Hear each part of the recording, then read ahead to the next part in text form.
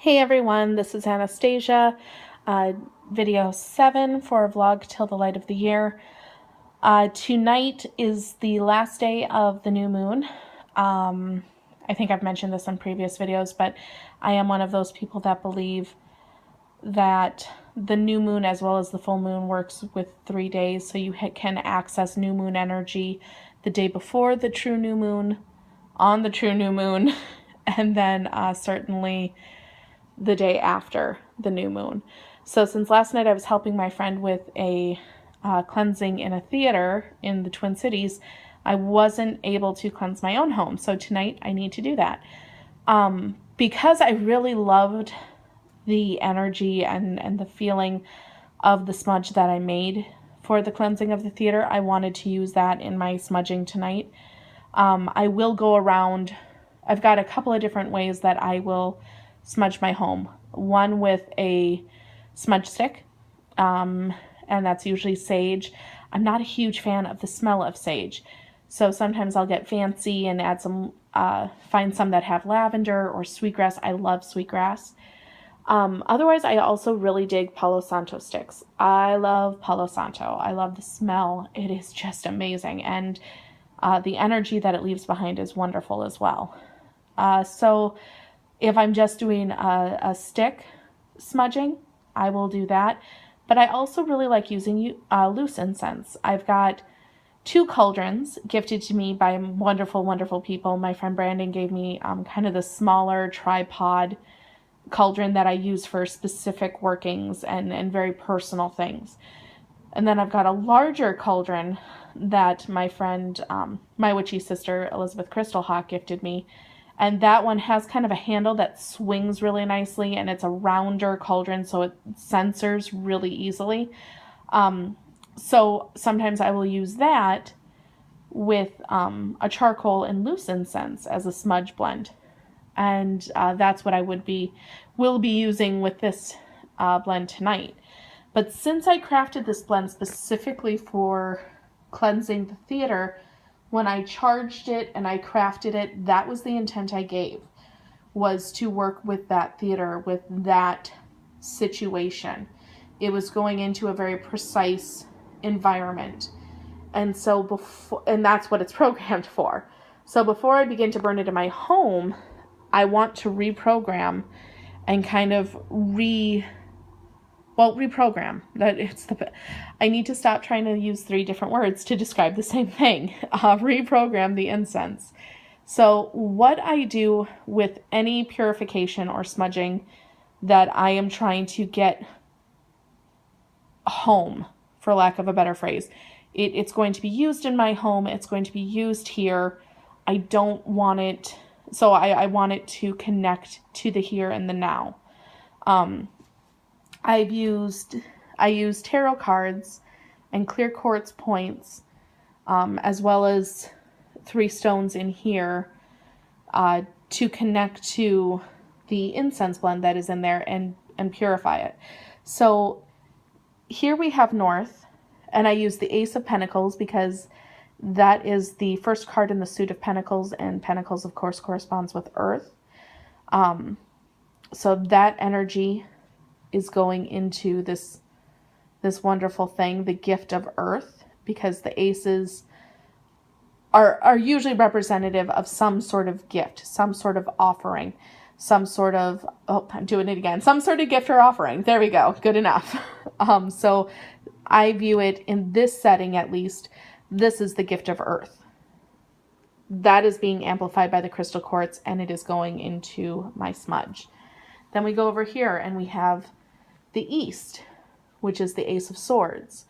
I know I am one of those people, I associate wands with air or east more than I do swords with air or east. But traditionally, more so than not, it is swords that represent air and the east. So I'm trying to connect with that more and reprogram myself, because although I always say if you correspond with wands as east, that's what you should do. Although I am the top preacher of that. For me, it's starting to really become an up in the air type deal. So I'm trying to kind of reprogram myself, start with the traditional knowledge, and then work my way back and see, okay, is this a true personal correspondence that they be switched, and is that how I should work? Or is it just, that was how I learned it, and so that's what sticks in my head, but does it really touch me or not? Does it resonate with me or not? So I'm seeing how this works. It's an experiment. But also for this tarot deck, the imagery that the artist uses are butterflies and swans.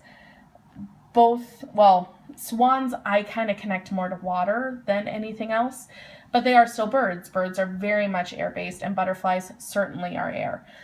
So because of that, even though I might look at swords and go, oh, that connects to fire more so for me, the imagery in this I would connect more so to air than fire. And then we also have the coloring, the purples and such. That's, again, water or air. It's certainly not fire. So anyway, after that long dissertation, we have the Ace of Swords. Again, that is the gift of air going into the crystal, going into the incense. Then we go back here to the south for fire. And again, even the imagery on this is so fire-based. It's so connected to flame. It's crazy. So we have our lovely little foxes and bright yellows and oranges and the sun and all that jazz. So the gift of fire, the gift of the south, connecting to the crystal quartz, which is then going into the incense blend. And then over here in the west, we have the Ace of Cups, gift of water, connecting to clear quartz, going into my incense. And then for the incense, we have the hematite, the citrine, and the clear quartz point, kind of letting it rest all here. And then I have, and I might be pronouncing this wrong, please don't yell at me, Coventina, which is, she is, I believe, a Celtic goddess. She is a goddess of the springs and sacred waters. She stands for purification, which is what this card is indicating. Purification, I believe she also connects to abundance and prophecy. So she actually, I've never worked with her, but the little bit of studying I've done on her, when I decided this was going to be my setup for charging and programming, if you will, stones and blends and what have you. Her card is out of, I believe, let me just look, it is the Goddess Guidance Oracle cards by Doreen Virtue. I knew they were Goddess Oracle cards. I knew, but I couldn't remember guidance for some reason. And I love that deck. I absolutely adore it. It is wonderful. I actually got it from a friend on Facebook. She was getting rid of a bunch of her cards, so I got it for like $10. I loved it. I do love it. It still is one of my major, it's one of my major Oracle decks when I'm just like, holy moly, Rocky, I am just feeling weird. I just need something to guide me here. Just give me something for the day, and I'll whip out a card and see what I got to work with. And it's good. It gives me a little bit of direction for that day. But it also is very helpful with spells and working similar to this, because each goddess kind of has a theme. And so if you're looking for something to help you with, and I want to say, oh my goodness, I just lost her name. Pele, I believe, is passion, desire, or something like that. Something very fire-based. There's a Kuan Yin, which I believe is for mercy or compassion or peace. One of those three, because that's Kuan Yin. Things like that. It's a great deck. If you haven't checked it out, I totally would. It's helpful not only in just regular divination workings, but things such as this when you need a signifier or just a pusher of intent. So yeah, I just let this sit. And then I have some special words that I'll say. I don't have anything that's really written down. I don't have anything written in stone. It just is kind of what comes to me.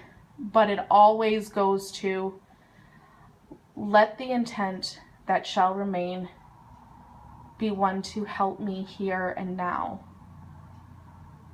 Let it help my home. Let it help my hearth.